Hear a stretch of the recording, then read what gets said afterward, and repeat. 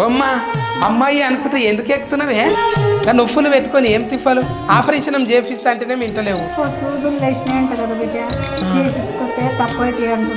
నేను డాక్టర్ను మొత్తం కనుక్కున్నాకనే నీకు సూది ఇప్పిస్తా, సరేనా? పెద్దగా ఉన్నది దవాఖానా. నమస్తే సార్. నమస్కారం అండి. నమస్కారం అమ్మా. ఆమె పొద్దున్న దాకా ఇక నొప్పి అవుతున్నది అంటానా అంటే. యాదమ్మా, ఏం నీ బాధ చెప్పు.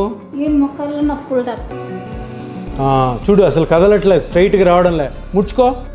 అమ్మ కేసులో లోపల మోకాల్లో ఏదో ఒకటి డ్యామేజ్ అయి ఉంటుంది. ఆ డ్యామేజ్ ఏంటన్నది ఇప్పుడు మనం ఒక చిన్న స్కానింగ్ చేసి కనుక్కుందాం.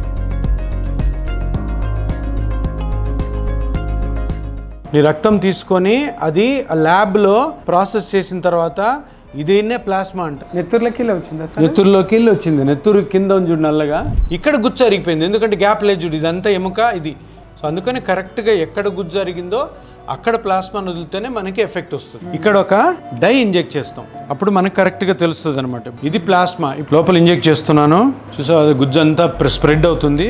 ఇంత సింపుల్ అనమాట ఈ ట్రీట్మెంట్ అయినాక చాలా డిఫరెన్స్ అనిపిస్తుందా? మంచిగా అనిపిస్తుంది. మీ అమ్మకు కూడా, మీ నాయనమ్మకు, మీ అమ్మమ్మకు కూడా నొప్పులు ఉంటే తీసుకురండి. తిండి తక్కువ ఉన్నా సరే కానీ నొప్పులు లేని జీవితం మంచిగా ఉంటుంది కదా. మీరు కూడా తోలుకోరండి. థ్యాంక్స్.